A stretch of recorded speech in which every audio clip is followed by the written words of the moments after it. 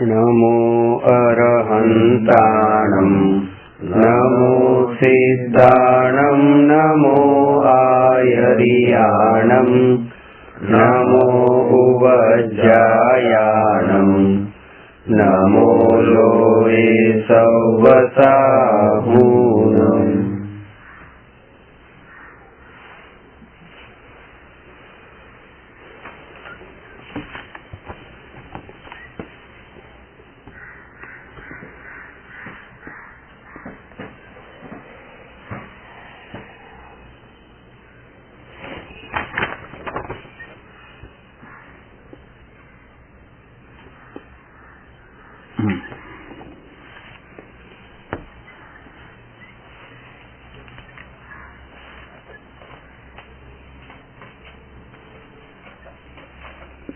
ગઈકાલે છેલ્લે 68મા પ્રશ્ન પર ચર્ચા કરેલી.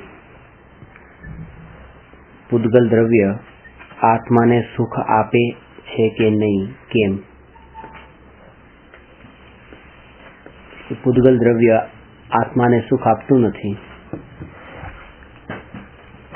એમ કેવું એના કરતા એ કેવું વધારે ઉચિત છે કે પૂદગલ દ્રવ્ય આત્માને સુખ આપી શકતું જ નથી. આપતું નથી ને આપી શકતું નથી, આ બેમાં અંતર છે. જ્યારે આપણે એમ કહીએ કે આ આપતું નથી એનો મતલબ કે આપવાની શક્તિ હશે નહીં આપતું હોય, પણ આપી શકતું નથી એટલે એનામાં શક્તિ જ નથી આપવાની. અને એનાથી પણ ઉત્કૃષ્ટ વાત એ છે કે આત્માએ પૂદગલ દ્રવ્યમાંથી સુખ લેવાની જરૂર જ નથી, પોતે જ સુખનો સ્વામી છે અને પોતે જ સુખ છે. એ ચર્ચા ગઈકાલે કરી. આજે 69મો પ્રશ્ન છે. જે આંખ વડે ન દેખી શકાય તેને કયું દ્રવ્ય કહેવાય? 6 દ્રવ્યમાં 5 દ્રવ્ય તો આંખ વડે દેખાતા જ નથી. કારણ કે વર્તમાનમાં છદ્મસ દશામાં કેવળ જ્ઞાન નથી થયું ત્યાં સુધીની આ જે છદ્મસ દશા છે ત્યાં સુધી ઇન્દ્રિય જ્ઞાન છે.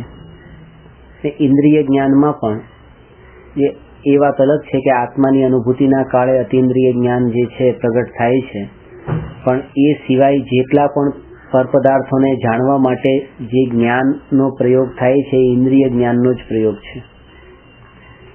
એટલે અજ્ઞાનીનો તો નિયમથી ઇન્દ્રિય જ્ઞાન છે. એટલા માટે કારણ કે એ જ્ઞાન ઇન્દ્રિય જ્ઞાન કીધું, પણ ઇન્દ્રિય જ્ઞાનથી એ જ્ઞાન ઇન્દ્રિયનું નથી થઈ જતું, એ જ્ઞાન આત્માનું જ છે. ઇન્દ્રિય જ્ઞાનનો અર્થ એ છે કે ઇન્દ્રિય જેમાં માધ્યમ છે એ ઇન્દ્રિય જ્ઞાન. ચશ્માથી આપણે પદાર્થને જોઈએ છે તો એ જોવાનું કામ ચશ્માનું નથી થઈ જતું, જોવાનું કામ તો આંખનું જ છે. ચશ્મા તો નિમિત્ત છે. તો એવી રીતે જ તે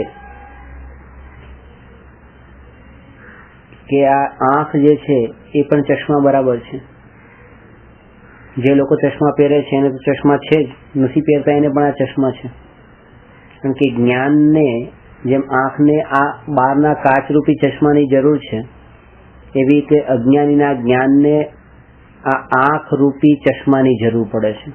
આંખ ફૂટેલી હોય તો એને બહારનું જ્ઞાન થતું નથી કે સામે કોણ છે.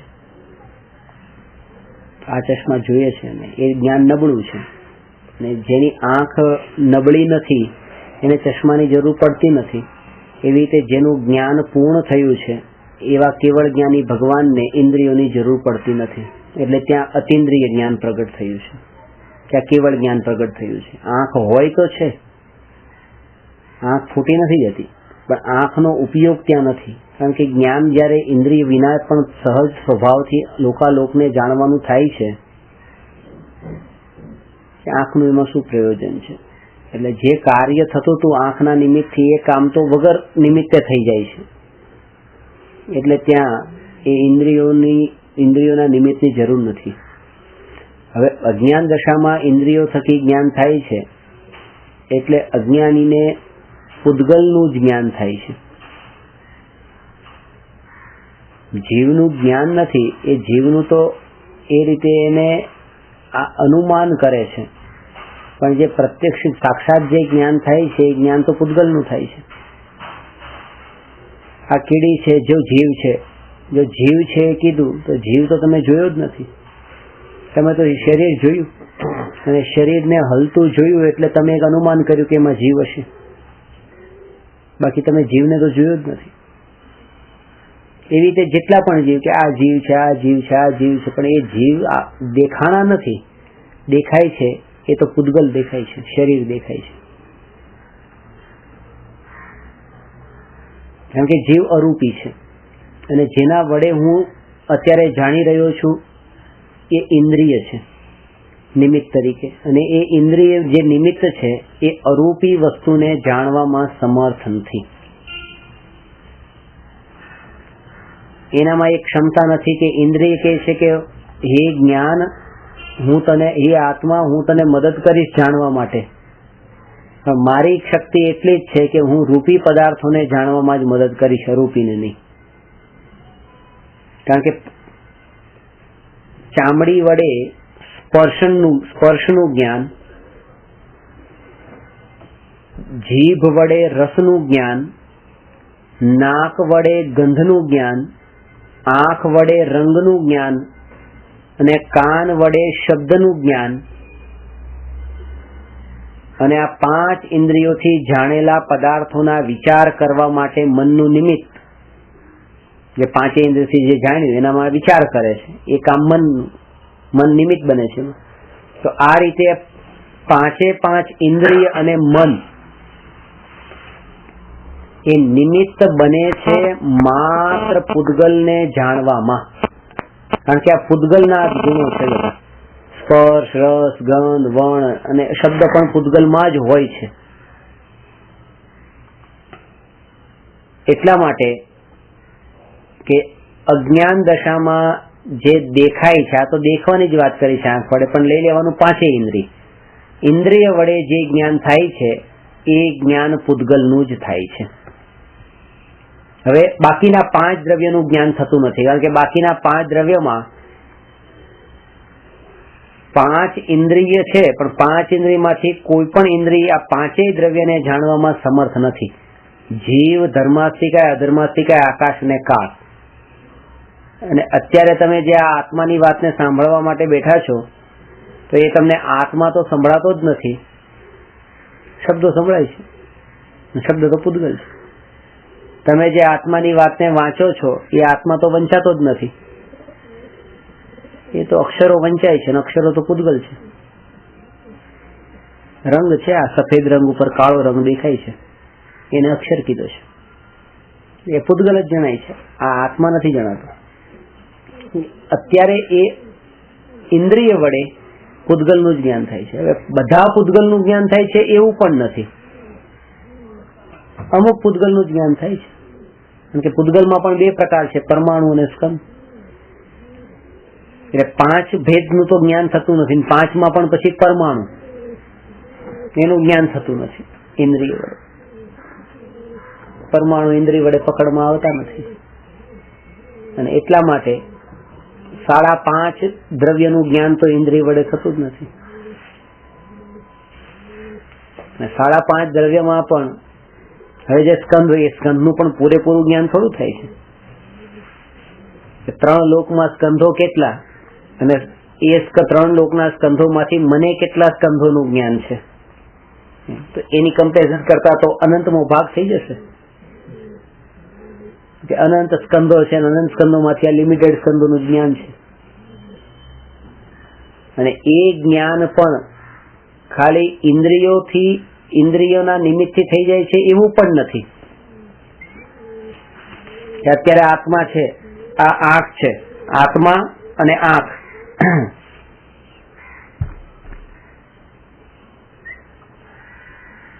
અને આ સામે અક્ષર.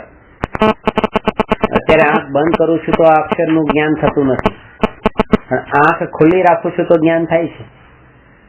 એટલે આ અક્ષરોના જ્ઞાન માટે મને આંખના નિમિત્તની જરૂર પડે છે અત્યારે, અને આ વસ્તુની પણ જરૂર પડે છે. ઓબ્જેક્ટ જે જ્ઞેય એ પણ સામે જોઈએ.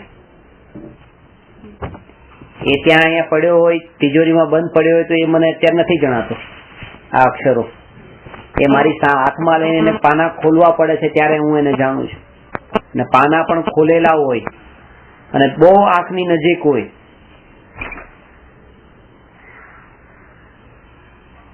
તોય નહીં જણાય, બહુ દૂર હોય તોય ન જણાય. એટલે એ આંખ અને એ વસ્તુ વચ્ચેનું જે ડિસ્ટન્સ છે એ પણ પ્રોપર હોવું જોઈએ, તો જ્ઞાન થાય છે. આ બધી જ્ઞાનની પરાધીનતા બતાવું છું કે વર્તમાન જ્ઞાન એવું પરાધીન છે કે થોડું આમ નજીક આવે તો પણ નથી જાણતું, દૂર જાય તો પણ નથી જાણતું, ઇન્દ્રિયો વિના નથી જાણતું.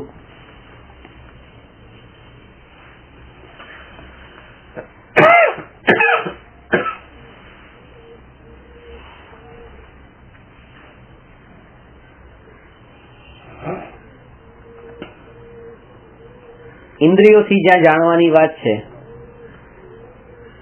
આ સિદ્ધાંતમાં લગાવવા જેવો છે. બહુ નજીક એ નથી જવાનું તોય તમે નહીં જાણી શકો, બહુ દૂરે નથી જવાનું તોય નહીં જાણી શકો. કોઈ વ્યક્તિની પર્સનલ લાઈફમાં એટલું નજીક એ નહીં જતું રહેવાનું. એટલે ને જો ઓળખાણ એ કરી શકે, બહુ નજીક ગયો તો એને ઓળખી નહીં શકે, તો એને દેખાશે ને, એને દૂર જશે તો એને લિમિટેડ ડિસ્ટન્સમાં જ રહેવાનું છે. અત્યારની ભૂમિકા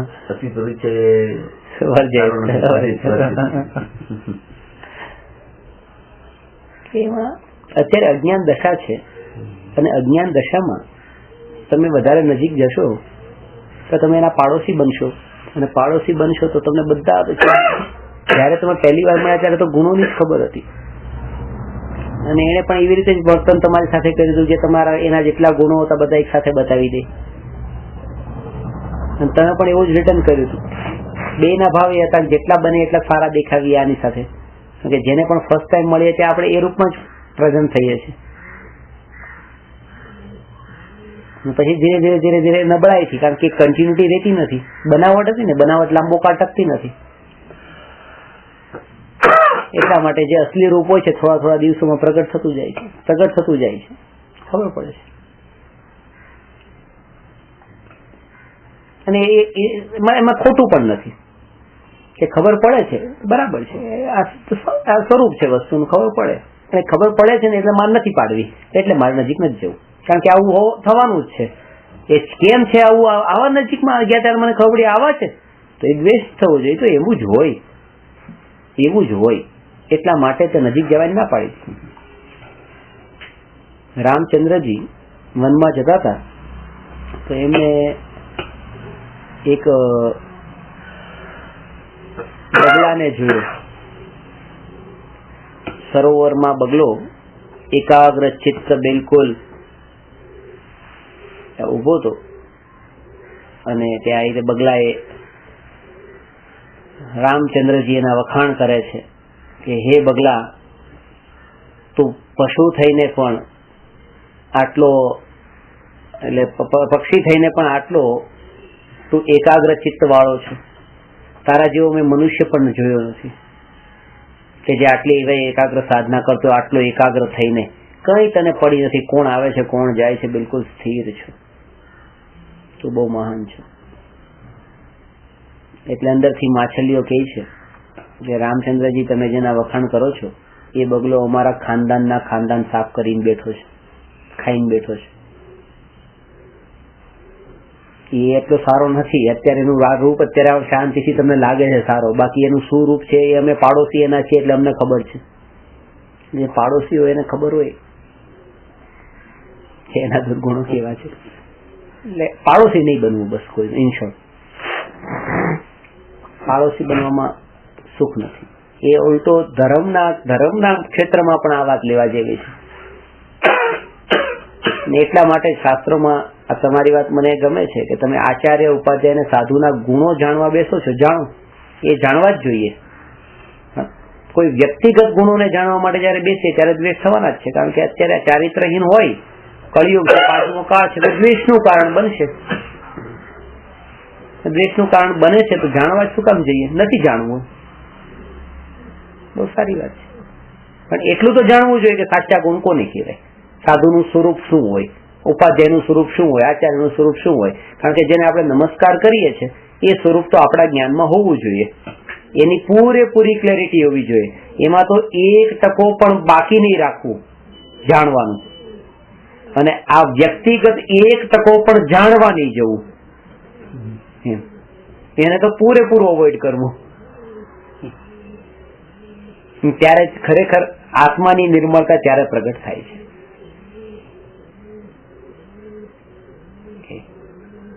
તો અહીંયા પણ એ કે પૂતગલ તમે નજીક નથી જવાનું, દૂર નથી જવાનું, તો અહીંયા જ્ઞાન થાય છે.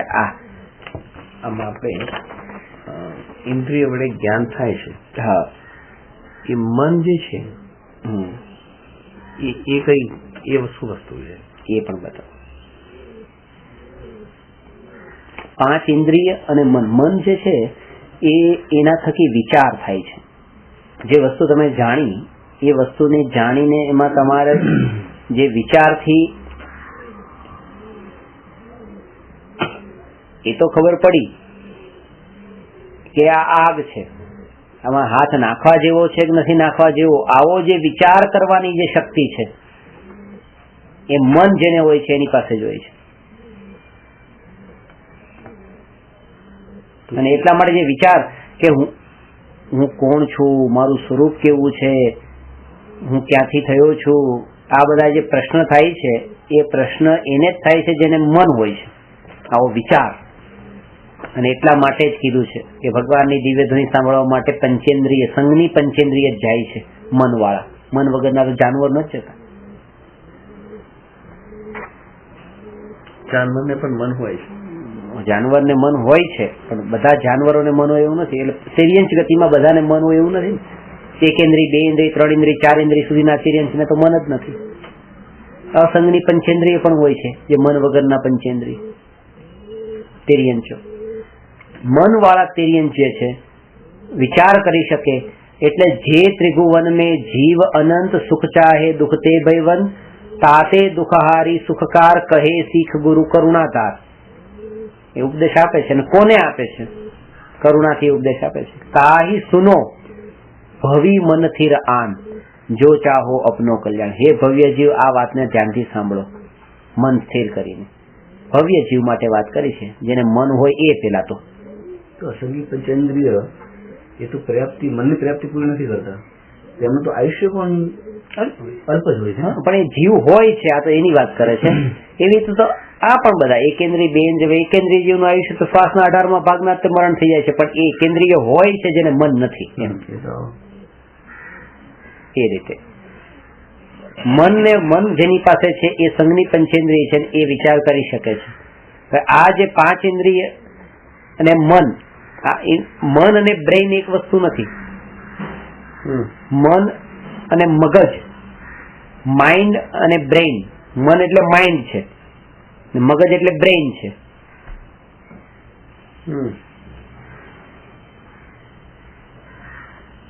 એક અહીંયા છે, એક અહીંયા છે. હૃદયમાં સ્થિત છે.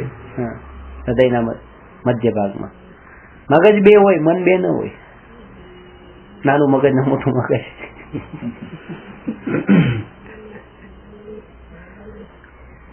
આપણે ભાવમન કહીએ, બે ભાવમન અને દ્રવ્યમન. અહીંયા તો એક જ મન છે, એ દ્રવ્યમન. એ ભાવમન તો જ્ઞાન છે. જે દ્રવ્યમનના નિમિત્તથી જે થતું જ્ઞાન છે એ જ્ઞાનનું નામ ભાવમન છે. અને જેવી રીતે જે આંખ છે એ દ્રવ્યેન્દ્રિય છે, એના નિમિત્તથી જે જ્ઞાન થાય છે ભાવેન્દ્રિય છે. એ પણ દ્રવ્યમન છે, એ ફિઝિકલ છે, પૂતગલ છે. મનોવર્ગણાથી બનેલું, મનોવર્ગના એનું રો મટીરિયલ છે, અને આ એનું પ્રોડક્શન છે. સેન્ટેન્સ પૂરું શું છે? કયું? મનોવર્ગનાથી બનેલું. મનોવર્ગનાથી બનેલું જે છે એ દ્રવ્યમન છે. અહીંયા એ ફિઝિકલ છે, એ એટમ્સ નું કલેક્શન છે. પણ ભાવમન જે છે એ તો આત્માનું નોલેજ છે. તો એ ભાવમન ફરી આત્માના ગુણ થઈ ગયા. હા, એ આત્માની પર્યાય થઈ ગઈ. અને આ મન જે છે, ક્ષયોક્ષમ જ્ઞાન ઇઝ ઇક્વલ ટુ આ મન, ભાવમન ને ભાવેન્દ્રિય. એ ક્ષયોક્ષમ જ્ઞાન છે, જે 5 ઇન્દ્રિય ને મનના નિમિત્તે થતું જ્ઞાન, એ બધું ક્ષયોક્ષમ જ્ઞાન. ભાવમનને પણ ભાવેન્દ્રિયના ફોર્મમાં લીધું છે ક્યાંય, એક જ વર્ડ બનાવીને કે ભાવેન્દ્રિય એટલે ભાવમન ઇન્ક્લુડ છે. ભાવેન્દ્ર તો ખાલી આમ વ્યવહારથી કીધું છે કે ભાવેન્દ્ર તો કઈ હોતું જ નથી. ભાવેન્દ્રિય કેમ કઈ હોતું નથી? એ છે ને જે અક્ષયોક્ષમ જ્ઞાન એ જ ભાવેન્દ્રિય છે. વ્યવહારથી કહીએ ને, બાકી તો એ આત્માનું જ્ઞાન છે. આત્માનું જ્ઞાન છે. આત્માને તો ઇન્દ્રિય હોતી નથી. આત્માને ઇન્દ્રિય હોતી, પણ એ આત્માને ઇન્દ્રિય નથી, પણ ઇન્દ્રિયના નિમિત્તથી જે જ્ઞાન થાય છે એ જ્ઞાનને ભાવેન્દ્રિય એટલા માટે કીધું છે. આત્માના નિમિત્તે જેનું જ્ઞાન થાય છે, આત્માને જે નિમિત્તથી થાય છે એને આપણે એમ કહીએ કે ઇન્દ્રિય સુખ. હવે ઇન્દ્રિયોને તો સુખ હોતું જ નથી, પણ આત્મા જે ઇન્દ્રિયો થકી સુખ લે છે એ સુખનું નામ ઇન્દ્રિય સુખ. ઇન્દ્રિય દ્રવ્યમન શું કામ કરે છે? ભાવ મન ઇન્દ્રિય. અરે જેમ અત્યારે હું તમે બેઠો છું તમને જાણું છું, તો તમારું જ્ઞાન મને થયું, આ જ્ઞાન થયું આંખથી, બરાબર? તો આંખ એ દ્રવ્યેન્દ્રિય, આ જે આંખ ફિઝિકલ, અને એ જે જ્ઞાન થયું ત્યાં વસ્તુપાલભાઈ એનું નામ ભાવેન્દ્રિય. એ જ્ઞાનનું નામ ભાવેન્દ્રિય. અને એવી રીતે જ છે કે હું તમારો વિચાર કરતો હોઉં તો વિચાર કરું છું, એ વિચારનું નામ છે ભાવ મન. અને જે આ મન અહીંયા દ્રવ્ય મન એમાં નિમિત્ત બને છે, એ વિચાર કરું છું એ મોમેન્ટે, એનું નામ દ્રવ્ય મન છે, જેના નિમિત્તથી આ વિચાર થાય છે. તેમાં દ્રવ્યમન શું ભાગ ભજવે છે? ઇન્દ્રિયથી જણાયું, ભાવ મને વિચાર કર્યો, દ્રવ્ય મને શું કામ કર્યું? દ્રવ્ય મને શું કામ કર્યું? નિમિત્ત બન્યું. જેમ આંખે શું કામ કર્યું હતું તમને જાણવા માટે? નિમિત્ત બની. એવી રીતે દ્રવ્ય મને વિચાર કરવા માટે નિમિત્ત બન્યું. જે બી વિચાર આવે છે મનથી જ આવે છે, બીજો કોઈ મનના નિમિત્ત. આ નિમિત્ત એટલે બાજુ આંખથી હું આમને જાણું છું એમ નહીં, આંખના નિમિત્ત થી જાણું છું. એટલે દ્રવ્યમનના નિમિત્ત થી ભાવમન થાય છે. ભાવમન એટલે વિચાર. આપણે કહીએ છીએ ધર્માસ્તિક, એના જેવું થયું ને, નિમિત્ત છે ગતિ કરવા માટે. તો આ વિચાર કરવા માટેનું આ નિમિત્ત છે. આ પાઠ છે. બિલકુલ. એક છોકરો છોકરી જાય છે, એ ભાઈ વિચાર કરે છે કે ભાઈ બહેન જઈ રહ્યા છે. હું વિચાર કરું છું કે એ બે લવર્સ છે, અને બીજો કોઈ ભાઈ વિચાર કરે છે કે બે કોઈ જુદા છે. તો આમાં દરેકના મનના વિચારથી જ ભાવ હોય છે કે આ વસ્તુ પોતાના માઇન્ડથી હોય છે. બસ એમાં બે વસ્તુ ઇન્ક્લુડ છે. એક તો જ્ઞાન થયું આ જઈ રહ્યા છે, અને પેલા વિકલ્પો થઈ ગયા. એ જ્ઞાન નથી, એ વિકલ્પ થઈ ગયા. જે મારે એ બંને ભાઈ બહેન છે, એમાં એના રાગ દ્વેષના ભાવ ને એમાં એના કશાય ભાવ એમાં ઇન્વોલ્વ છે. તો ત્યાં મને તો ખાલી જાણ્યું કે જઈ રહ્યા છે, આ તો ઇન્દ્રિય જાણ્યું. એ ભાવમન એ ભાવેન્દ્રિય અને ભાવમન એનો વિચાર કરે છે. અને વિચારને એ રાગના ભાવ એ વચ્ચે પણ ડિફરન્સ કરવાનો. એ વિચાર એમાં જોડાયેલો છે. એક તો વિચાર ચાલતો હોય અને એના અંદર રાગ સહિતનો વિચાર ચાલતો હોય. આપણે જે અત્યારે આજે ચાલે છે ને કે મને ભાઈ બહેન જઈ રહ્યા છે, એ તો એમાં રાગ મિશ્રિત વિચાર છે. એમાં જેટલો અંશ જ્ઞાન વાળો છે, વિશેષ જ્ઞાન વાળો, એ વિશેષ જ્ઞાન વાળો અંશ છે એ બધું તો ભાવમન છે. અને જે અંદરમાં કષાયો વાળો અંશ છે એ બધો આ રાગ દ્વેષ વાળો છે. એમાં દ્રવ્યમન વિકલ્પ કરે છે, એ દ્રવ્યમન કરે છે. દ્રવ્યમન તો કઈ કરતું નથી, તો આંખ કઈ કરતી નથી, દ્રવ્યમન છે. કઈ નથી કરતું, એ ખાલી મીડિયમ છે. પણ દ્રવ્યમનમાં હું એ જ પૂછવાનું, એ તો ફિઝિકલ વસ્તુ છે જેમાં હાથ કઈ કરતું નથી, આંખ કઈ કરતી નથી, તો ખાલી મીડિયમ બને છે. એટલે દ્રવ્યમન કઈ નથી કરતું, બધું જે થાય છે બધું ભાવમન. જે વિકલ્પી કરે છે એ ભાવમન જ કરે છે. દ્રવ્યમન નિમિત્ત તરીકે છે. એટલે એક વિશેષ છે દ્રવ્યમન જેને હોય, એ જ સંગીત પંચેન્દ્રિય કહેવાય ને. એને જ્ઞાન, એને જ વિચાર હોય, જ્ઞાન નહીં વિચાર. બાકી તો ભાવમન તો નિબોધ ન હોય, એટલે પડેલું જ છે, ના હોય. કારણ કે દ્રવ્યમન હોય તો દ્રવ્યમનના નિમિત્તથી થતું જ્ઞાન એનું નામ ભાવમન છે. આ ડેફિનેશન તમે સમજ્યા? બધી દ્રવ્યમનના નિમિત્તથી જે થાય એ ભાવમન છે. જ્યાં એ નિમિત્ત નથી તેને ભાવમન કેવી રીતે કહેવાય? ત્યાં તો ભાવ ઇન્દ્રિય જ છે. ઇન્દ્રિયોથી જ જ્ઞાન થઈ રહ્યું છે ને, સ્પર્શન ઇન્દ્રિયથી જ. રસન ઇન્દ્રિય પણ નથી જતો એકેન્દ્રિયને. તો કન્ફ્યુઝન એ થઈ ગયું છે કે જ્ઞાન અને વિકલ્પને અમે સાથે મિક્સ કરી રહ્યા છે. એટલે જ્ઞાનનું કામ ખાલી જાણવાનું ને વિકલ્પનું એ રાગાદી રૂપ પરિણમન જે થઈ રહ્યું છે એ વિકલ્પ છે. રાગ સહિત જાણીએ એ વિકલ્પ.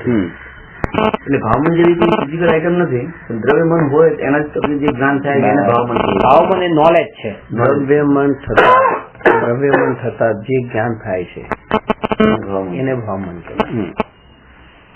એ વિશેષણ આપવું જ્ઞાનનો પ્રકાર, જ્ઞાનનો જે પ્રકાર છે. અને બેને ભેદ પાડ્યા જ નથી, ભાવમન ને ભાવેન્દ્રિયમાં એને બેને એક કઈ ભાવેન્દ્રી કહી દીધા છે. એ સમય સારની 31મી ગાથામાં વાત કરી છે. વિચાર એમ થાય કે નિબોધમાં આપણે વાત થઈ કે કાલે જે રીતે એને ખબર પડે કે હું જન્મ્યો હું મર્યો, હું જન્મ્યો હું મર્યો, એવું તો જીવને ખબર પડ્યા છે, એટલું જ્ઞાન એને હોય છે. તો એ જ્ઞાનમાં એને રાગાદી ભાવ ને એ બધા નથી હોતા, એમને કરતા કે રાગાદી ભાવ એ બધા નથી બનતા એમને, કેવું નથી હોતું એમને કે ખાલી હું જન્મ્યો હું મર્યો એમાં રાગાદી ભાવ થાય છે. એમાં મનની જરૂર નથી પડતી. ના, જરૂર નથી. એવી રીતે જો મનની જરૂર રાગાદી ભાવ માટે પડતી જ હોય તો એકેન્દ્રિયથી અસંગની પંચેન્દ્રિય સુધીના બધા જ જીવને બંધ વગર ના કેવા પડે. મહાદુખી તો એ છે. ખાલી ખબર પડે છે, વિચાર નથી હોતા. એને વ્યક્ત કરવા માટેના વિચારો નથી કરતો. પીડા ભોગવે તો છે. પેરાલિસિસ જેને થયો છે એની જેવી એની હાલત છે. પાણીની ઈચ્છા થઈ છે, પાણી બોલવાની ઈચ્છા છે, બોલાતું નથી, જવાતું નથી, કોઈ લાવતું નથી, દુઃખ થાય છે પણ દુઃખને વ્યક્ત નથી કરી શકતું, બધું છે. એવી રીતે એની હાલત છે કે ઠંડી જાય ફ્રીજમાં મૂકી દે, ઠંડીને સહન તો કરે છે. બટાટા ફ્રીજમાં મૂક્યા, ઠંડીને સહન તો કરે છે. એ બોલતા નથી, એ વ્યક્ત નથી કરતા, પણ દુઃખને સહન કરવાનું તો છે જ ત્યાં. અને એવું કે દુઃખ ખબર નથી પડતી એમને, ભોગવે જ છે, ખાલી કઈ કરવાનું નથી. ત્યાં વિચાર છે આ દુઃખ ક્યાંથી મને થાય છે. તમે એનો વિચાર કરીને કદાચ એની માટે તમે ત્યાં કર્મ ચેતના નથી, કર્મ ફળ ચેતના છે, ખાલી ફળ જ ભોગવવાનું છે. દેખાણું મનથી ભાવેન્દ્રથી આપણે વિચાર લીધો, પછી આગળ આત્મા, બસ આજ આત્માની બે પર્યાય. દેખવાની વાળું જ્ઞાન, વિચાર વાળું જ્ઞાન, આ જ્ઞાન નો વિશેષ પ્રકાર છે, એ વિચાર છે. એ જ આત્માની પર્યાય છે. એ બધી આત્માની પર્યાય, જ્ઞાન પર્યાયો છે. પણ એ દ્રવ્યેન્દ્રિયના નિમિત્તથી થયેલી પર્યાયો છે, એટલા માટે એ જ્ઞાનને ભાવેન્દ્રિય કીધું છે. એ જ્ઞાનને આત્માનો સ્વભાવ નથી કીધું. એ વ્યભિચાર વાળું જ્ઞાન કીધું છે. એ બુદ્ધિ વ્યભિચારીણી છે કે પોતાની હોવા છતાં ઇન્દ્રિયોના માધ્યમથી પરને જાય, જાણવા જાય છે. જેવી રીતે કોઈ સ્ત્રી સ્વપુરુષને છોડીને પોતાની હોવા છતાં પરપુરુષને પાસે જાય તો એ વ્યભિચારીણી છે પોતાની, પણ જાય છે બીજે પરમાં. એવી રીતે મારું જ્ઞાન પોતાના આત્મામાં સ્થિર ન રહીને આને જાણવા જાય છે તો એ જ્ઞાન પણ વ્યભિચાર વાળું જ્ઞાન છે. ભલે છે મારું પોતાનું તોય એ દોષ વાળું છે. કે એને જાણવાનો સ્વભાવ છે. ભગવાન તો આખા જગતને જાણે છે, તો હું તો બે ચારને જાણું એમાં શું વાંધો? પોતાને જાણીને અનંતને જાણવાની છૂટ છે, પણ પોતાને જાણ્યા વગર એકને જાણવાની છૂટ નથી. જયારે આપણે આગળ વધીએ એમાં આત્માનું ચિંતન જયારે કરવા બેઠા છે આપણે, એટલે ટ્રાય કરી રહ્યા છીએ, જયારે જે વિચારો આવે છે એના ઉપર આપણે ધ્યાન રાખીએ તો એમાં શુભ વિચાર જે હોય એને કોન્સન્ટ્રેટ કરવા. આગળની પ્રક્રિયા શુભ વિચારને અત્યારે તો અત્યારની ભૂમિકામાં એ કરવાનું, એ પછી આગળ સર્ચ થશે. હજી આગળ જતા આપણે અત્યારે તો જ્ઞાન પ્રાપ્ત કરવાનું. જાણો જેમ જેમ જાણશો એમ તમારા જ્ઞાનના પડખા ખુલશે. અત્યાર સુધી જે બધી ભ્રાંતિઓ પડી હતી એ બધી ભ્રાંતિઓ નીકળશે. જેનું જેટલા અંશે સમાધાન થશે એટલા અંશે તમારું આચરણ પણ ઓટોમેટિક અંદરથી તો બદલાઈ જશે, બહારથી હજી ન આવે. એનું કારણ છે ને ઘણા કારણો. માન્યતામાં ચેન્જ થઈ જશે અમારું, અને બહારથી ક્વેશ્ચનમાં ટ્રેક્શન કનેક્ટેડ ટુ મન. ઘણા દિવસથી મારા ડાઉટ હતો કે મન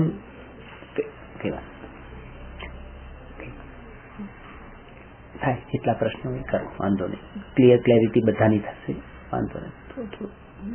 એક ક્લાસ વધારે થશે, પણ તમારું જેટલું ક્લેરિટી થશે તો આગળના બધા તમારા મનમાં જે ભ્રાંતિઓ થતી હશે એ જો અત્યારે ક્લિયર નહીં થાય તો આગળના પ્રશ્ન પછી બધા વ્યર્થ છે. એ સમજાય પણ સમજાય સુધી ક્લિયર ના થાય, પડકું જ ક્લિયર ના થાય આગળ તો પછી તો અને એમાં કોઈ એવી વાત પણ નીકળે, માનો કે તમે કોઈ મને એક પ્રશ્ન પૂછો અને એનો જવાબ હું આપતો, એ જવાબ જે આપતો એ જવાબ એમને આવડતો જ ન હોય, એ જવાબ એમને ખબર જ ન હોય, એ ટોપિક એવો કોઈ નીકળે અંદરથી, એ પણ એક જાણવાનું છે. કરીશું આ પણ બધું કરીશ, જેટલું બને કોશિશ કરું છું સ્પીડથી લેવાની. મારો એક નિયમ છે, જયારે પણ હું ભણાવું ત્યારે મારે પૂરું કરવાનો ભાવ નથી હોતો. મારો ભાવ એ હોય છે કે એ આત્માની દશા આ ક્લાસથી કેટલી ઊંચી આવી એ લક્ષ્યમાં રાખું છું. આ એક નિમિત્ત છે, આ તો માધ્યમ છે કે આના પછીનો પોઈન્ટ, આના પછીનો પોઈન્ટ, આ એક મેઇન વસ્તુ એ હોવી જોઈએ. ફટાફટ આજે હું ધારું 300 પૂરા કરાવી દઉં એક જ ક્લાસમાં, પણ એ નથી કરવું, કારણ કે જે લેવલે મારે કરાવવું છે ને એ લેવલે હું કરાવું. જો તો આ આંખ વડે જે જ્ઞાન થાય છે, ફરીથી જો આ આંખનું નિમિત્ત છે, આ જ્ઞેય છે, જ્ઞેય અને આંખ વચ્ચેનું ડિસ્ટન્સ પણ જોઈએ. એટલે અત્યારે આત્માના જ્ઞાનની પરાધીનતા કેવી છે કે એને પેલા તો આંખનું નિમિત્ત જોઈએ છે, બીજું વસ્તુ સામે જોઈએ છે, અને વસ્તુ અને આંખ વચ્ચેનો ડિસ્ટન્સ પણ પ્રોપર જોઈએ છે. વસ્તુ સામે પડી હોય, આ સામે જ છે, ડિસ્ટન્સ બરાબર નથી તો જ્ઞાન થતું. હવે ડિસ્ટન્સ બરાબર છે, આંખ પણ ખુલ્લી છે, આત્મા પણ છે, હવે જ્ઞાન થાય છે કે આ થાય છે. હજુ એક નિમિત્તની જરૂર પડે છે, એ નિમિત્તની ખબર નથી પડતી, પણ એ નિમિત્ત બહુ મોટું નિમિત્ત છે. પ્રકાશ. હમણાં અંધારું થઈ જાય તો આંખે ખુલ્લી હોય, આત્મા પણ હોય અને અક્ષરો હોય, જ્ઞાન નહીં છે. પ્રકાશ એક એ નિમિત્ત છે. પ્રકાશ એ શું છે? એ પૂતગલ પરમાણુ છે. પ્રકાશ એ પૂતગલ પરમાણુ છે, જેમાં કાગળ છે, આ એટમ્સ નું કલેક્શન છે. એવી રીતે પ્રકાશના એટમ્સ હોય છે અને અંધારાના એટમ્સ હોય છે. એ પ્રકાશના એટમ્સ એ પર્યાયથી બદલાઈને અંધકાર રૂપે થાય છે, એ પર્યાય જ છે. આ પ્રકાશ રૂપ પર્યાય છે. આજે મારા ને તમારા વચ્ચે આ પ્રકાશના એટમ છે. એટલે અત્યારે તમે મેં ચશ્મા નથી પહેર્યા ને, આંખની આડે ચશ્મા નથી, પણ આ પ્રકાશના ચશ્મા તો છે જ તે. આ ચશ્મા ન હોય તો હું તમને ન જોઈ શકું. અને જે ઉલ્લુ હોય છે, ઘુવડ છે, ઓલ, એને અંધકારના ચશ્માની જરૂર પડે છે, એને અજવાળામાં નથી દેખાતું. તો બધાને એ પરાધીનતા છે. એવું નથી કે અજવાળું હોય તો જ્ઞાન થાય, અંધારું હોય તો પણ થાય. જેની જેવું નિમિત્ત, જેવી જીવની યોગ્યતા, એની ઇન્દ્રિયો કેવી છે એ પણ, કે આ ઇન્દ્રિય થકી મને પ્રકાશના નિમિત્તની જરૂર પડે છે, બીજા ઇન્દ્રિયમાં બીજી જરૂર પડે. બધાના ચશ્મા અલગ હોય, કોઈને દૂર ના હોય, કોઈને નજીક ના હોય, કોઈને અંધારા ના હોય, કોઈને અજવાળા ના હોય. ચશ્મા લાગેલા છે, ચશ્મા વગરના કોઈ નથી. આ એક આંખ ઉપરથી સમજાવ્યું. આવી રીતે લેવાનું ચારે ઇન્દ્રિયોમાં. એ પરાધીનતા છે. કાનથી પણ શું કીધું? થોડું નજીક આવે છે, એનું ડિસ્ટન્સ પ્રોપર જોઈએ. અને થોડું નજીક, ધીરે ધીરે બોલો, આટલું જોરથી ન બોલો, થોડા દૂર જાય છે. ફોનમાં વાત કરતી ફોન દૂર રાખવો પડે તોય નથી સમજાતું, નજીક રાખે તો. એટલે નજીકમાં એને સમજાતું, બહુ દૂરમાં એને સમજાતું, એનું પણ ડિસ્ટન્સ પ્રોપર જોઈએ.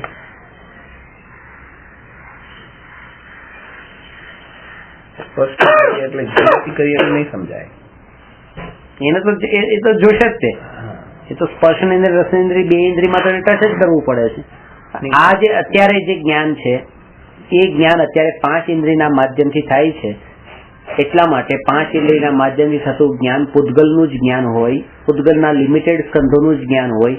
એટલા માટે આ પ્રશ્નનો જવાબ એ છે કે જે આંખ વડે ન દેખી શકાય એ 5 દ્રવ્ય, જીવ, ધર્મ, અધર્મ, આકાશ, કાળ તો હોય જ છે, સાથે પૂતગલ પરમાણુ પણ હોય જ છે, સાથે સૂક્ષ્મ સ્કંધો પણ હોય જ છે. એવા કેટલાય સ્થૂળ સ્કંધો પણ છે જે આંખ વડે આપણને અત્યારે તો દેખાતા નથી, દેખી શકાય છે, દેખાતા નથી. આ બધા તો પરમાણુ ને બધા તો દેખી શકાતા પણ નથી. આટલી વસ્તુ ક્લિયર છે? આમાં કઈ ડાઉટ હોય તો પૂછી લો.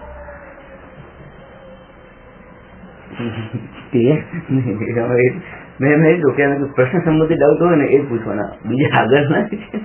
એ તો ઘણા બધા ક્વેશ્ચન છે. નહીં, આ દિવસ એક ક્વેશ્ચન મનમાં હતો કે મેં મન કઈ વાંધો નહીં, કહી દો ક્લિયર કરી દો તમારી.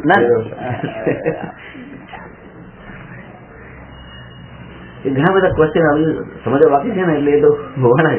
પ્રશ્ન સંબંધી ક્વેશ્ચન હોય મારે તો એ વિશેષતા છે. મને તો કેટલાય લોકો કહે કે તમારી સીડી ને બધું સાંભળીએ ને, કોઈ લોકો ચાલુ પ્રવચન તમને કઈ પૂછે તો કોઈ દિવસ એમ નથી કીધું ના ના હું નહીં જવાબ આપું, આ શું કામ વચ્ચે પૂછે. એક જ વાત કહું છું હમણાં કહું આ વાત કહું. શા માટે કે આવા પ્રશ્ન પૂછવા વાળા અંદર આ પ્રશ્ન કોણ પૂછે છે ખબર છે? જેને ખરેખર કંઈક અંદરમાં મૂંઝવણ છે, જેને કંઈક કરવું છે, જે કંઈક થાક્યો છે. બાકી તો આ કરવું છે ઠીક છે, આ રૂટીન એમ નહીં, સોલ્યુશન કરવું છે પ્રશ્ન પૂછે છે ને, બાકી કોણ પૂછે? તો એના કારણે. પણ એટલું ખરું કે ભાઈ આ બધા ગ્રુપમાં બેઠા હોય અને બીજાને પછી કંટાળો આવે, એના કરતા પર્સનલ પાછળથી એકલા પૂછી લે તો વધારે સારું. એ પણ કહું, એ વધારે વિવેક કહેવાય.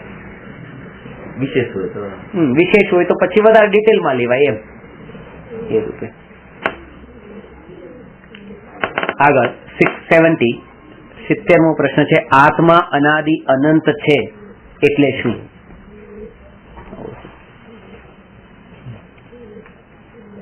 આત્મા અનાદિ અનંત છે એટલે આત્મા નિત્ય છે. નિત્ય છે.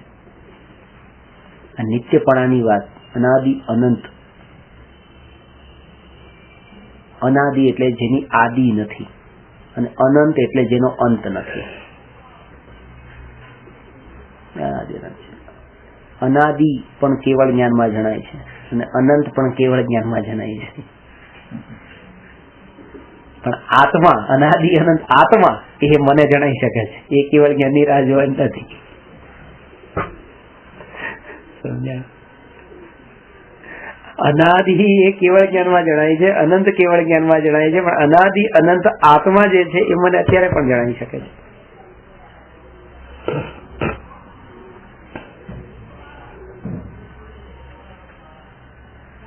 જેનો ઉત્પાદ અને વ્યય ઉત્પન્ન થયો નથી ને નષ્ટ થતો નથી, એ અનાદિ અનંત છે. નિત્યપણા પેલા તો એ કે આત્મા છે. શ્રીમદ રાજચંદ્રજીએ આત્મસિદ્ધિમાં આ પદ રાખ્યું છે, 6 પદમાં આત્મા છે ને આત્મા નિત્ય છે. બીજું પદ આત્મા નિત્ય છે.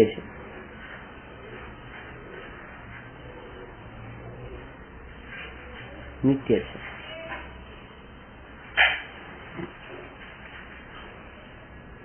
એ કેટલો કાળ, આ કાળને બતાવે છે, કેટલો કાળ આત્મા રહેશે. પેલા તો છે કે નહીં. દુકાનમાં જઈએ તો પેલા દુકાનદારને પૂછીએ છીએ કે આ વસ્તુ તમારી પાસે છે કે છે, પેલા એની અસ્થિ છે કે નહીં, એ છે. બીજો ક્વેશ્ચન એ હોય છે કે આની કઈ ગેરંટી વોરંટી છે, કેટલું ટકશે. પહેલા એ પ્રૂવ કર્યું છે કે આત્મા છે. પછી શિષ્યએ પૂછ્યું કે એની ગેરંટી વોરંટી કઈ? તો કે હા, કે એ નિત્ય છે. ગુરુની પાસે જઈને કહે છે આત્મા છે ને એ નિત્ય છે. તો એનો નિત્યપણાના ઉપર એવો વિચાર કરવાનો છે, બહુ સૂક્ષ્મ છે, બહુ સૂક્ષ્મ. આજથી 20 વર્ષ પછી, 40 વર્ષ પછી, આમ તો વિચાર કરતા રહેજો જેમ સાથે જોડાઈને, 60 વર્ષ પછી, 80 વર્ષ પછી, 100 વર્ષ પછી, 500 વર્ષ પછી, 1000 વર્ષ પછી, 5000, 10000, લાખ, કરોડ વર્ષ પછી, તો એના પછી અબજ વર્ષ પછી સંખ્યાત, અસંખ્યાત, અનંત કાળ, એ પછી મારું અસ્તિત્વ છે, હું છું. અને આવી જ રીતે ભૂતકાળમાં આના પેલા હું હતો, અને આવો હતો ને અનંતકાળ સુધી છું, રહીશ.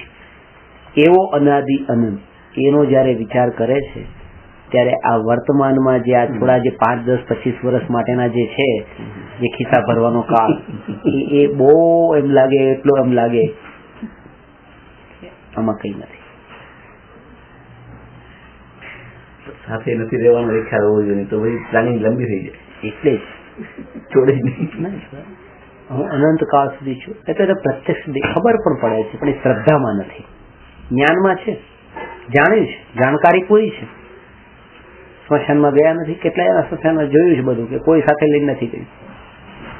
તોય તે અંતરમાં એ પ્રતીતિ જયારે થાય છે પછી એ ઘટવા માંડે છે. પહેલા કરતા વિશ્વાસ વધ્યો છે, પહેલા તો વિશ્વાસ જ નતો કે એટલે આ વિશ્વાસ એટલે નિર્ણય થઈ રહ્યો છે, એને શાસ્ત્રમાં નિર્ણય કીધો, અને પછી શ્રદ્ધા જયારે થાય છે, શ્રદ્ધા થતા પછી એનું ઘટવા માંડે છે, અને વધે તો પણ અંદરનું તો ઘટે જ છે પાછું. ચક્રવર્તી યુદ્ધ કરીને જીતવા માટે જાય છે તો વધારવા જાય છે ને ઘટાડવા ક્યાં જાય છે? અંદરથી તો ઘટી જ રહ્યું છે, કારણ કે અંદરની પરિણતિ તો નિર્મળ જ થઈ રહી છે. આ તો ઉદય છે ભોગવવાના છે, એમ કરીને અજ્ઞાની સંતોષ માની લે છે.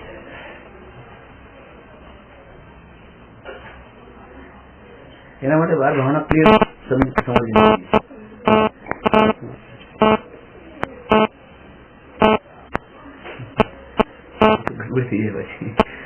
નિત્ય માને પોતાને અનિત્ય બે વસ્તુ લેવાની છે. એ જ ક્ષણિકનો બોધ ને નિત્યના અનુભવમાં બે વસ્તુ લીધી છે, કે એક લેવાનું છે નિત્ય વાળું પ્રભુ ને એક અનિત્ય વાળું. એક આત્મા ને એક બાજુ આખું જગત, આખા જગત ને તો અનિત્ય જાણવાનું છે ને આત્મા ને નિત્ય. એટલે જગત આખું ક્ષણિક છે ને આત્મા એક નિત્ય છે, એ લેવાનું છે.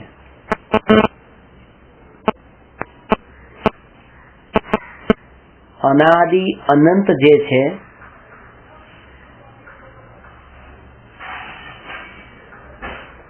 એ નિત્ય છે, કારણ કે એની શરૂઆત નથી ને અંત નથી. જેની શરૂઆત નથી પણ અંત છે એ અનિત્ય છે. જેની શરૂઆત છે ને અંત નથી એ અનિત્ય છે. મોક્ષ છે, મોક્ષ તો નિત્ય રહેશે ને. એની શરૂઆત થઈ ગઈ ને, જેની શરૂઆત હોય એ પર્યાય હોય, પર્યાય તો અનિત્ય હોય. મોક્ષ પણ પર્યાય છે. જેમ નો બિગિનિંગ બટ એન્ડ એ ક્ષણિક, and no end but beginning એ પણ ક્ષણિક. મોક્ષ તો નિશ્ચિત છે ને, એ ક્ષણિક છે.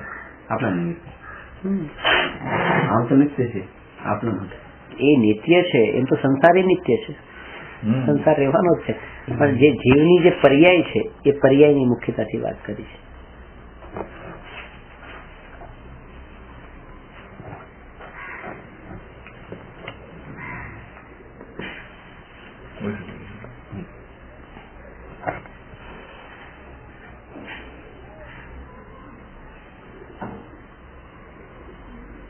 આપણી પર્યાયથી અનિત્ય છે એમ ને? આપણી પર્યાયથી અનિત્ય એટલે મોક્ષ અનિત્ય પર્યાય છે, બસ પર્યાય છે. પર્યાય પલટાતી હોય. મોક્ષ પણ નિત્ય છે, સંસાર પણ નિત્ય છે, પણ સંસાર તો નિત્ય છે, મોક્ષ તો નિત્ય છે.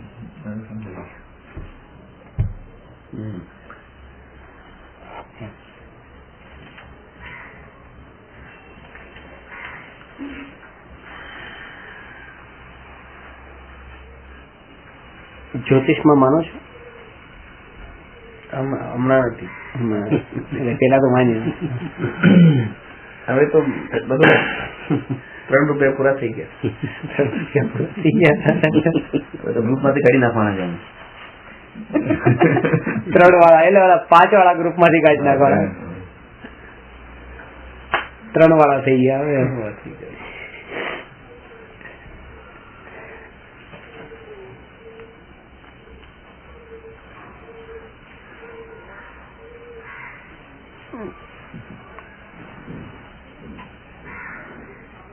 આના ઉપર કે જેટલા પણ પ્રશ્ન જ્યોતિષની પાસે જઈને થાય એ બધા આ ભવ સંબંધિત થાય. આવતા ભવના કોઈ પ્રશ્ન થતા નથી. એમ નથી કે એ જાણતો નથી એટલે નથી પૂછતા, આપણને જાણવામાં રસ નથી એટલે પૂછતા નથી. કે આ ભવનું પણ જેટલું પૂછ્યું છે એ આપણને રસ છે એનું જ પૂછ્યું છે. કે આ ભવમાં ઘણી બધી વાતો હોય છે, બધી વાતો આપણે નથી પૂછતા. જ્યોતિષ આ ભાવ માટે હોય છે ને, આગલા ભાવ માટે તો હોય છે, બધા છે, હોય છે, હોય છે. આ જ્યોતિષ નો મતલબ શું? ભવિષ્યવાણી. ભવિષ્યવાણી નામ જ્યોતિષ છે. ભગવાનની દિવ્ય ધ્વનિમાં તો આ જીવનું આ થશે, આ જીવનું આ જશે, આ જીવનું આ થશે.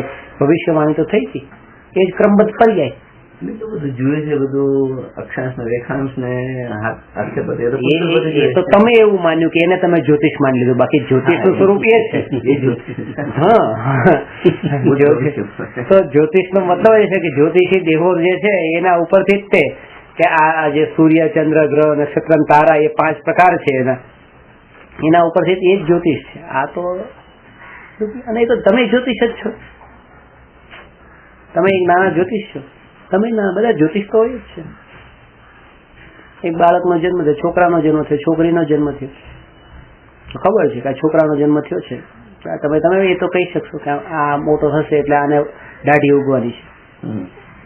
તમે કહી દીધું છોકરી છે એના સ્તનોનો વિકાસ થશે, આ છોકરાનો નહીં થાય, તો એ તમે અત્યારથી કહી દીધું. તો જ્યોતિષ તો તમે છો જ તે નાના નાના જ્યોતિષ તો એ અનુમાન છે, એ તો કહી દે છે, એટલે એમાં ખોટું અનુમાન જ છે, અનુમાન જ છે.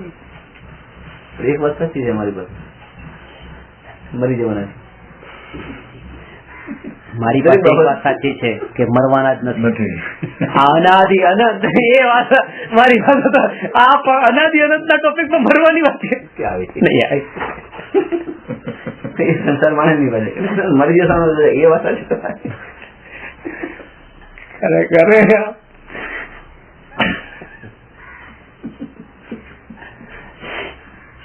એ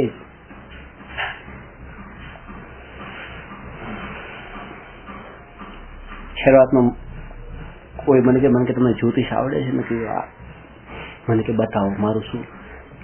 તમે ઈચ્છા કરો છો, તમારી ઈચ્છા પૂરી નથી થતી બધી કે હા સાચી વાત સાચી વાત સાચી વાત. તમે જેના પર વધારે વિશ્વાસ મૂકો, જે વિશ્વાસઘાત કરે છે, હા એ સાચી વાત. સંસારનું આ સ્વરૂપ છે, સંસારનું જે સ્વરૂપ છે બધું બતાવ્યું એને એવી શ્રદ્ધા થઈ ગઈ કે તો હવે શું કરું? મેં કહ્યું હવે આત્માની વાત બતાવી, સાંભળ. કે હા સાંભળવી છે, પૂરી સાંભળી. ક્લાસ 5-6 વર્ષથી ભણે. હમણાં ગયા વખતે મેં કીધું એને, મેં કીધું આ પેલા દિવસે જે કીધું ને બધું આમાંથી કીધું. આ તો પછી પરફેક્ટ સાચું પડે એ જ્યોતિષ છે.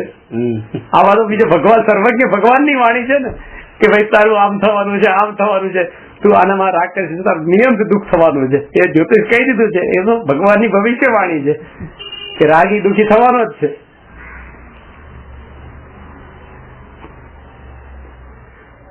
પણ જે ભૂત અને ભવિષ્યનો વિચાર કરે છે એના માટે ધર્મ છે, વર્તમાનનો વિચાર કરે એના માટે ધર્મ નથી. ભૂત અને ભવિષ્ય આ ભવ જ ભવ નથી ભાઈ, નરક નિગોતના દુઃખ છે, એમાં તમારે ભમવું નથી, એટલા માટે ધર્મ કરો. બાકી અત્યારે શું દુઃખ છે? શાંતિ છે, આમ તો કઈ વાંધો નથી, ખાધે પીધે સુખી છે. ભૂતનો શું વિચાર? ભૂતનો એ વિચાર કે જેવા દુઃખ ભૂતકાળમાં ભોગવ્યા છે પછી એ કઈ ભોગવ્યા નથી, એ યાદ આવવા જોઈએ કે હાથમાં મળમૂત્ર ઉછાળતો તો મોઢામાં આંગળા નાખતો તો આવા દુઃખો બાદ જ ભોગવવા, કે મારે ભૂતકાળને રિપીટ નથી કરવો ભવિષ્યમાં. એટલે હવે લાગી જાવ ધર્મ એમ. અમારે તો ધર્મમાં લાગુ છે, ખરેખર ક્લાસમાં આવવું છે, ખરેખર ધર્મ કરવો છે, પણ વાઈફ ના પાડે છે. આ બહાના છે, ખરેખર બહાના છે, 100% બહાના છે. વાઈફની વાત માનો છો એટલે વાઈફ તો કઈ બીજી છોકરી ઉપર નહીં જોવો છો, શું કામ? એ માનતા નથી. અને આમાં વાઈફ નું માનો છે કે ધર્મ કરવો છે, વાઈફ ના પાડે છે. એનો મતલબ કે પોતે નથી કરવું એવું કહી દીધું એટલે આપણને બાનું મળી ગયું, વાઈફ કહી છે. બાકી તમે એને કેટલું કીધું હતું એ બધું તો કર્યું જ નથી. પોતાના શબ્દો પૂરા કરે જ છે, બધા કરે, પૂછવા જાય તો પોતાના રાગાદી ભાવોને તો પૂરા કરવા જાય જ. એટલે આજે નહીં તો કાલે થશે, આજે નહીં તો કાલ થશે એમ નહીં બોલો. કરવું છે પણ આજે નહીં કાલ કરશે એમ સ્વીકાર કરો કે આજે મારે નથી કરવું એટલે આ નથી કરતો. નહીં તો માયાચાર થઈ જશે કે કરવું છે નથી કરતો એનો મતલબ કે જેને કરવું તું ન કરી શકે એવું બને જ નહીં. આજે કરવાની ઈચ્છા નથી એટલે આ નથી કરતો. ઈચ્છા થશે ત્યારે કરીશ, કારણ કે ઈચ્છાનું એ થશે તો કરી શકશે. આ કંઈક ને કંઈક વચ્ચે વિઘ્ન આવે છે, કંઈક કારણો આવે છે, આમ થાય કઈ નથી. એ નબળાઈ છે, એ નબળાઈથી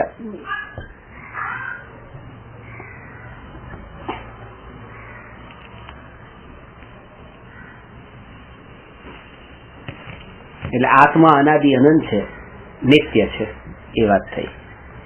પ્રશ્ન 71મો છે, ગોળના પરમાણુ નષ્ટ થઈને શું બને છે?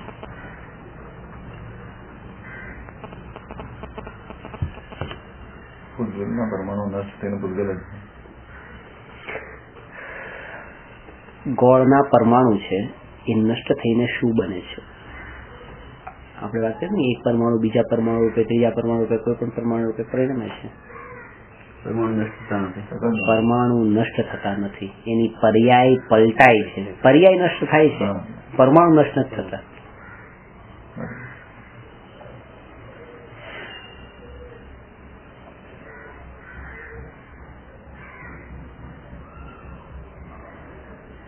આનો ઉત્તર શું? ગોળના પરમાણુ નષ્ટ થતા નથી. પહેલી વાત તો એ, કોઈ પણ પરમાણુ નષ્ટ થતા નથી, કોઈ પણ પૂતગલ નષ્ટ થતું નથી, કોઈ પણ દ્રવ્ય નષ્ટ થતું નથી.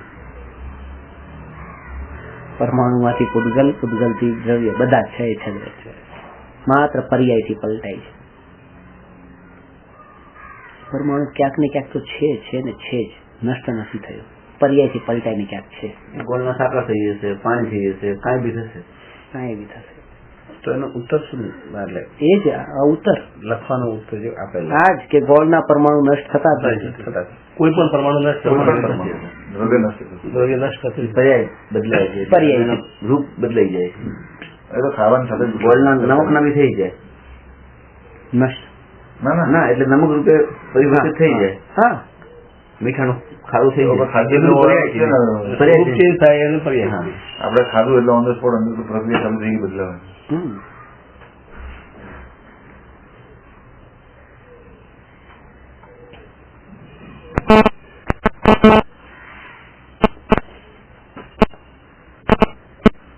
ન ખાવ તો પણ પ્રક્રિયા ચાલુ છે, એ વસ્તુ લેવાની છે. ખાધું એટલે બદલાણું એમ નહીં.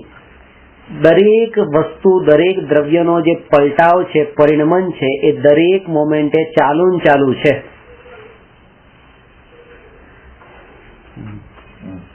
નષ્ટ થતા જ નથી.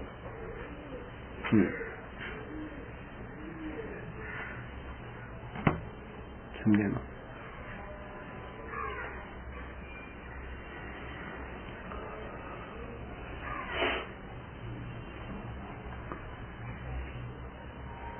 આ વાત થઈ. હવે બાકીનું લઈશ પછી. તમારા પ્રશ્ન કેટલા યાદ કરતા જાઓ છો અને કેટલા યાદ છે એ હું 5-10 મિનિટમાં લઈ લઉં છું. નમો અરહંતાણમ નમો સિદ્ધાણમ નમો આયરિયાણમ નમો ઉવજ્જાયાણમ નમો લોયે સવસાહૂણમ